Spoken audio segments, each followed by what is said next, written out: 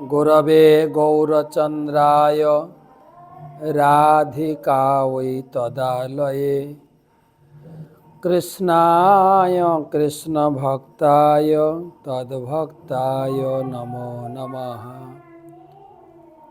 नमो विष्णुपादाय कृष्णप्रेष्ठाय भूतले श्रीमते भक्तिवेदान्त स्वामिनिति नामिने। नमस्ते सारस्वते देवे गौरवाणी प्रचारिणे निर्विशेष शून्यवादी पाश्चात्य देशतारिणे। जय श्री कृष्ण चैतन्य प्रभु नित्यानंद श्री अद्वैत गदाधर शिवासादि श्री गौर भक्तबिंद। हरे कृष्ण कृष्ण कृष्ण हरे हरे, हरे राम राम राम हरे हरे।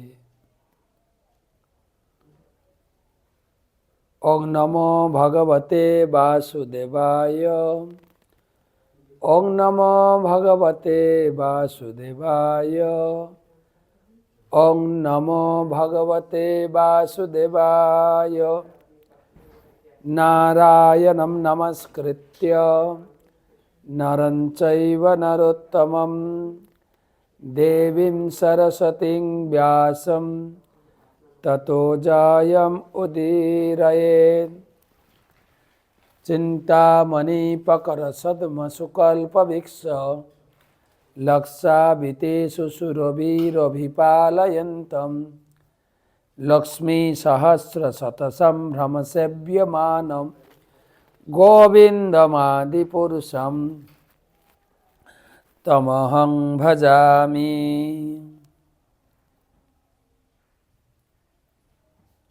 नारायणं नमस्कृत्य नरं चैव नरोत्तमं देवीं सरस्वतीं व्यासं ततो जयम् उदीरयेत्।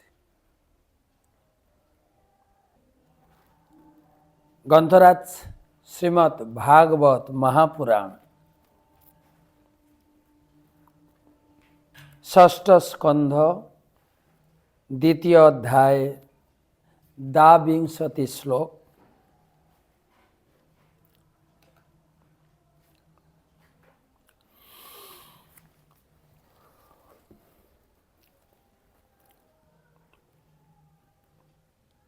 तो सर्वप्रथम गुरुदेवेर चरणे प्रणाम निवेदन करे तार अहेतुकी कृपा आशीर्वाद प्रार्थना करी। नमो विष्णुपादाय कृष्ण पृष्ठाय भूतले श्रीमते जयपताका स्वामिनिति नामिने। नमो आचार्यपादाय निताय कृपा प्रदायिने गौरकथा धामदाय नगर ग्राम तारिणे। आलोचना चलছে বিষ্ণুদূতদের বক্তব্য শেষ হয়েছে। প্রথম অধ্যায়ে যমদূতদের বক্তব্য শুনেছিলাম, তার জবাবে বিষ্ণুদূতগণ শাস্ত্রীয় প্রমাণ সহ যুক্তি তর্ক করে যমদূতদের বাক্যের প্রতিবাদ জানিয়েছে। তো বিষ্ণুদূতদের বক্তব্য শেষ হয়েছে, তারপরে কি ঘটনা ঘটল? যমদূতরা তো চলে গেল, যমরাজের কাছে জবাব চাই, জবাব দিতে হবে, সেই জবাবদিহি করার জন্য। এতদিন আমরা ভাবছিলাম আমাদের প্রভু যমরাজ হচ্ছেন সব কিছু, কিন্তু এখন দেখছি না, তো যমরাজের আইন আর বাজারে চলছে না। কোথা থেকে চারজন বৈকুণ্ঠ দূত এসে পাপী লোকটাকে আমাদের হাত থেকে ছাড়িয়ে নিয়ে চলে গেল। এত বড় অপমান ভাগ্যিস তারা যেভাবে এসে আমাদের উপরে রুখে দাঁড়িয়েছিলেন, আমাদেরকে প্রহার করলেও করতে পারতেন। না না না, আর রিস্ক নেওয়াটা ঠিক হবে না, আমরা আপনার আন্ডারে সেবা করব না। এই বক্তব্য পরের অধ্যায়। যমদূতরা চলে গেল। এখন বিষ্ণুদূত এখনো আছেন, তারা যমদূতের হাত থেকে অজামিলকে রেস্কিউ কি বলা যায়, বাঁচিয়েছেন, উদ্ধার করেছেন। তারপর থেকে পড়ব। আজকে একটু সংক্ষেপে ক্লাস দেব, অনেক রাত হয়ে গেছে। সারাদিন অনেকগুলো ক্লাস ছোটাছুটি হয়ে গেছে। হ্যাঁ, আমার এসে প্রায় আগরতলা থেকে কত 112 কিলোমিটার দূরে ছিলাম। হ্যাঁ, না ওখান থেকে আগরতলা থেকে, তারপরে আগরতলা থেকে এলাম কলকাতা, তাও প্রায় 1500 কিলোমিটার। হ্যাঁ, তো বিমানে এসেছি। ওখান থেকে আবার ছুটে ছুটে একদম এসলাম মেছেদা, মেদিনীপুরের মেছেদা। সকালে 10টায় ক্লাস ছিল, তারপরে বিকাল 3টায় ক্লাস ছিল, তারপরে আবার বিকালে দৌড়ে দৌড়ে বালিচক, সেখানে ক্লাস। তাও মেছেদা থেকে বালিচক, তাও প্রায় 45 বা 40 কিলোমিটার, কত কিলোমিটার, সেখান থেকে ক্লাস। তো আমি সংক্ষেপে একটু ক্লাস করি। দ্বিজ সাপাত বিমুক্ত গতভি প্রকৃতিম গতঃ ববন্দে শিরসা বিষ্ণু কিঙ্করাত দর্শনোৎসব। দ্বিজ সাপাত বিমুক্ত গতভি প্রকৃতিম গতঃ ববন্দে শিরসা বিষ্ণু কিঙ্করান দর্শনোৎসব। অনুবাদ। যমদূতদের বন্ধন থেকে মুক্ত হয়ে ব্রাহ্মণ অজামিল ভয়মুক্ত হয়েছিলেন এবং প্রকৃতিস্থ হয়েছিলেন। তিনি তখন নতমস্তকে বিষ্ণুদূতদের শ্রীপাদপদ্মে তার সশ্রদ্ধ প্রণতি নিবেদন করেছিলেন। তাদের দর্শন করে তারা তখন পরম আনন্দ হয়েছিল, কারণ তারা তাকে যমদূতদের হাত থেকে উদ্ধার করেছিলেন। উপলব্ধি করতে পেরেছিলেন যে বেঁচে গেলাম, আমরা বড় বাঁচা বেঁচে গেলাম। বাপরে, আমাদের সবসময় মনে করতাম আমাদের যুক্তিটাই সবকিছু, কিন্তু না, যুক্তি কাজ করছে না তো।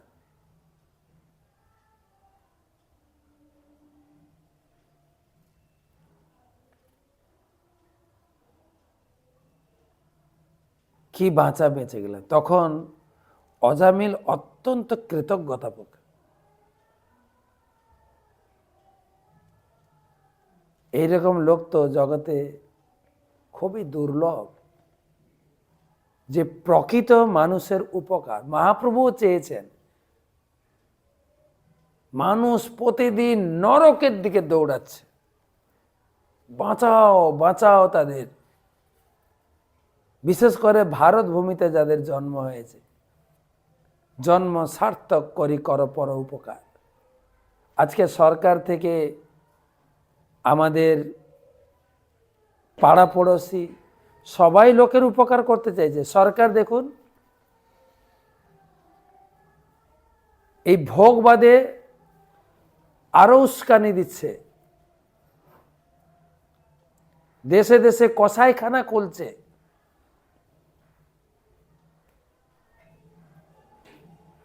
এদের কি হবে? কিন্তু সেই থেকে গুরু পরম্পরায় আচার্যবৃন্দ লোকজনকে রক্ষা করছে। আমি দেখি আমার গুরুদেব অক্লান্ত পরিশ্রম করে দেশ বিদেশ ছুটে বেড়াচ্ছেন, মানুষকে দীক্ষা দিয়ে পাপ পথ থেকে আটকে দিচ্ছেন, সব বিষ্ণুদূত। সেই জন্য প্রণাম মন্ত্রে আমরা বলি নমঃ বিষ্ণু পাদ, বিষ্ণু পদে সবাইকে পৌঁছে দেওয়ার চেষ্টা করছে। দিন রাত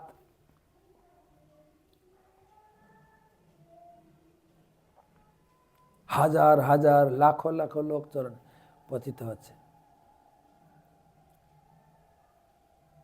আমার প্রভুপাদের কথা মনে পড়ে গেল। প্রভুপাদ যখন প্রচার করছিলেন তখন বিদেশে প্রভুপাদকে জিজ্ঞাসা করছেন, স্বামীজি আপনি যখন প্রথম ভারতবর্ষ থেকে বিদেশে এসেছিলেন আপনার কাছে যথেষ্ট পরিমাণে অর্থ ছিল না, যার ফলে আপনি বিমানে আসতে পারেননি।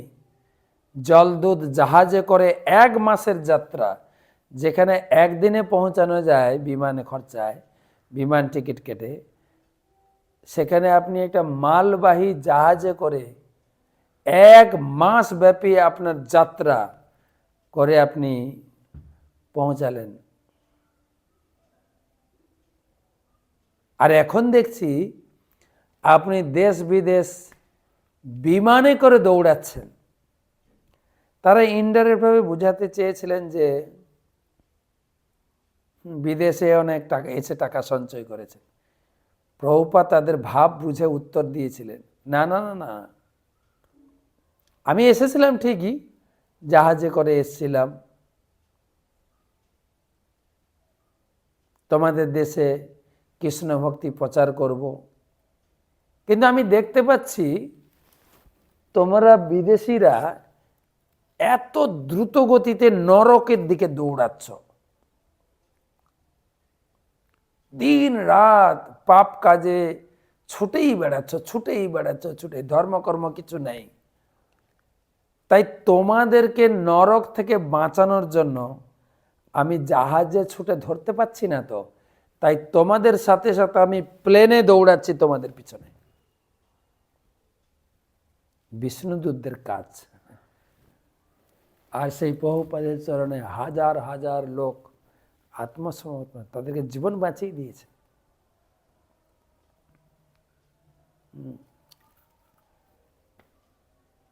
তিনারা পরোপকার করছেন, যেরকম বিষ্ণুদূত অজামিলকে বাঁচিয়ে দিলেন। আমাদের জীবন কেমন ছিল, কি খেতাম, কি চলতাম, কিভাবে আচার আচরণ ছিল, উপলব্ধি করতে পারছি জীবন কিছুটা পরিবর্তন হচ্ছে। আগের জীবনযাত্রা, আগের লক্ষ্যের থেকে এখন লক্ষ্য চেঞ্জ হয়েছে।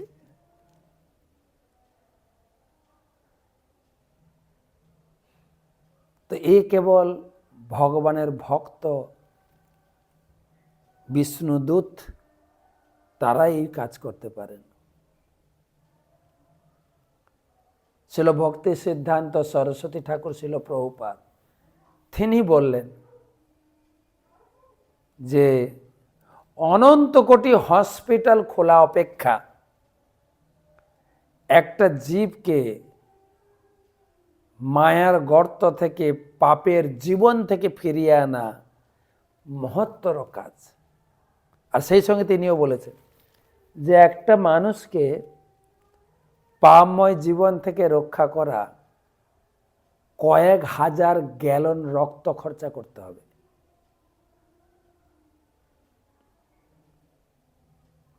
তো সুতরাং অনেক বড় কাজ। যারা এই পথে রয়েছে একটু উপলব্ধি করতে পারছি, সত্যি জীবনটা বেঁচে গেছে। কতদূর ভক্তি করতে পারছি সেটা তো পরের কথা। মানে নরকে যাওয়ার হাত থেকে গুরুদেব ঠেকিয়ে দিয়েছে।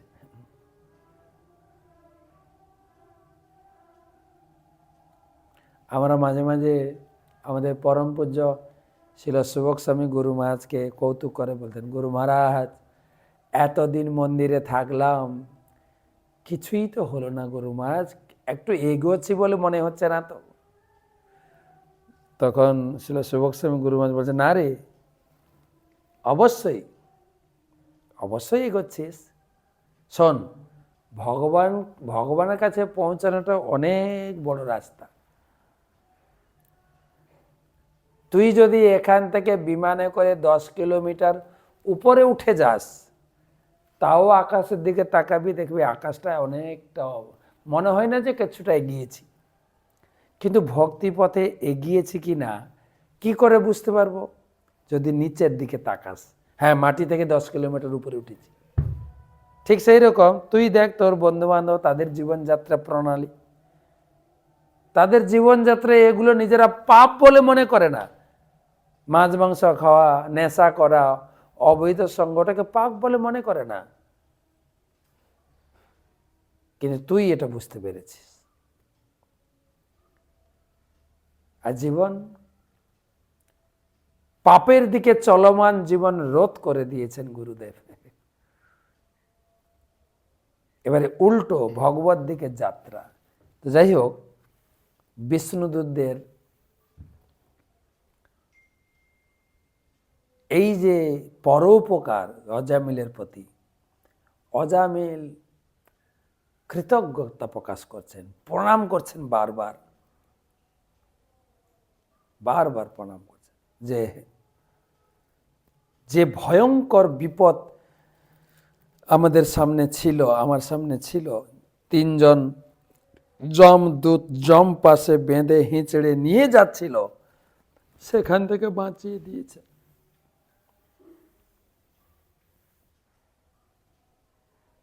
সাধারণ লোক তারা মনে করে চাকরিহীনকে চাকরি দেওয়া, অন্নহীনকে অন্ন দেওয়া,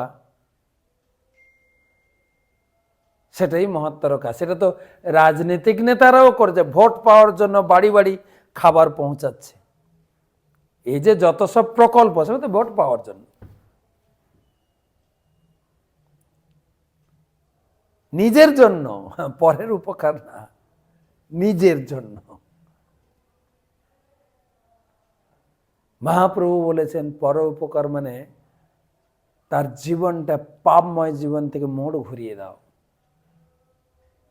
জীবনে যেন পাপ না করে, ভগবানের সেবা, ভগবানের নাম জপ কীর্তন যেন করে। তো অজামিল প্রণাম করছেন বারবার। তম বিভুক্ষম অভিপ্রেত্য মহাপুরুষ কিঙ্করা সহসা পশ্যতস্তস্য তত্রান্ত দধিরে অনঘ। তম বিভুক্ষম অভিপ্রেত্য মহাপুরুষ কিঙ্করা সহসা পশ্যতস্য তত্রান্তর দধিরে অনঘ। হে নিষ্পাপ মহারাজ পরীক্ষিত, মহাপুরুষ ভগবানের অনুচর বিষ্ণুদূতরা দেখলেন যে অজামিল কিছু বলতে চাইছেন, তাই তারা সহসা তার সামনে থেকে অন্তর্হিত হয়ে গেলেন। অজামিল শুধু প্রণাম করছেন না, কৃতজ্ঞতা ব্যক্ত করবেন, কি বাঁচা বেঁচে গেলাম, কিভাবে আমার জীবনটা রক্ষা হলো।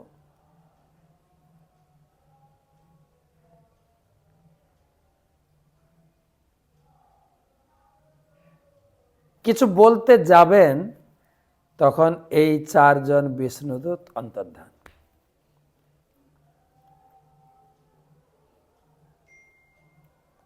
প্রভুপাদ তাৎপর্যে লিখছেন, পাপিষ্টা যে দুরাচারা দেব ব্রাহ্মণ নিন্দকা অপত্য ভোজনাস্তেস্তেষাম অকালে মরণম ধ্রুবম। যারা পাপিষ্ট, দুরাচারী, ভগবত বিদ্বেষী, বৈষ্ণব ও ব্রাহ্মণদের নিন্দাকারী এবং যা ইচ্ছা তাই খায়, তাদের অকাল মৃত্যু অবসান, আয়ু হরণ হয়ে যায়। হয়তো অজামিলের, এখানে বুঝাতে চাইছেন প্রভুপাদ, অজামিলের আয়ু আরও ছিল, কিন্তু এত পাপ করার ফলে আয়ু কমে গেছিল। যেই পাপ মুক্ত হয়েছেন ভগবানের নাম করতে গিয়ে, তার আয়ু সে ফিরে পেয়েছে। অজামিল মারা যাননি। অজামিল যখন দেখলেন বিষ্ণুদূতরা আমার জীবন বাঁচিয়ে দিলেন, তখন তিনি বারবার বিষ্ণুদূতদের প্রণাম করে উঠে কিছু স্তুতি করবেন, কৃতজ্ঞতা ব্যক্ত করবেন, তখন অন্তর্ধান হয়ে গেল। এর মাধ্যমে প্রভুপাদ বুঝিয়েছেন যে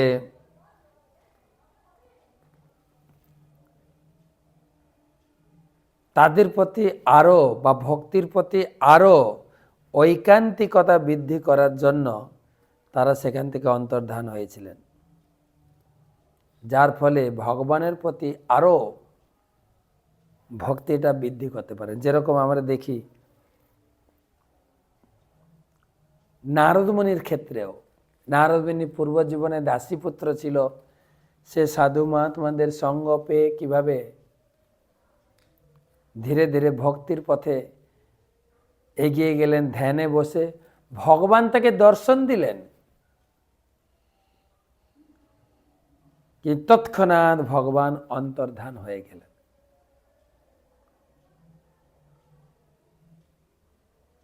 অন্তর্ধান হয়ে গেলেন। আর নারদমুনি বারবার ভগবানকে পুনরায় দর্শন করতে চাইলেন, কিন্তু ভগবান দর্শন দিলেন না, ভগবান তার দর্শনে এলেন না। ভগবান দৈববাণী করলেন, হে নারদ, তুমি এই জীবনে আর দর্শন পাবে না, তোমার দর্শন আকাঙ্ক্ষা বৃদ্ধি করার জন্য একটু দর্শন দিয়েছিলাম। অর্থাৎ ভগবানকে পাওয়ার জন্য যত লালায়িত হব, তত জীবনের যে জড় কলুষ থেকে মুক্ত হয়ে ভগবানের দিকে এগোবো। এই জন্য বিষ্ণুদূতরা অন্তর্ধান হয়ে গেলেন, অজামিলের দৃষ্টিপথ থেকে হারিয়ে গেলেন। হায় হায়, যাদেরকে দর্শন করেছিলাম তারা। মহাপ্রভুর জীবনেও দেখা যায়, মহাপ্রভু ছোটবেলায় তো তিনি কেবল ঔদ্ধত্য প্রকাশ করেছেন, পড়াশোনা করেছেন, কিন্তু যখন গয়াতে পিণ্ডদানের ছলে তিনি ঈশ্বরপুরীর কাছ থেকে দীক্ষা নিয়ে ফিরলেন, গয়া থেকে ফেরার পথে নাম জপ করতে করতে করতে করতে কানাই নাটশালা পৌঁছালেন। হঠাৎ কৃষ্ণর সঙ্গে দেখা, দ্বিভুজ শ্যাম সুন্দর রূপ কৃষ্ণ দর্শন করে যেই মহাপ্রভু তাকে আলিঙ্গন করতে গেছেন, কৃষ্ণ হারিয়ে গেছেন। সেই যে মহাপ্রভুর কৃষ্ণ বিরহ, হা কৃষ্ণ কোথা কৃষ্ণ, হা কৃষ্ণ কোথা। তো আজকে এই পর্যন্ত রাখি যে অজামিল প্রণাম করে উঠে কিছু বলতে চাইবেন, বিষ্ণুদূতরা অন্তর্ধান হয়ে গেলেন। তারপরের কাহিনী কালকে পড়ব। শুভরাত্রি।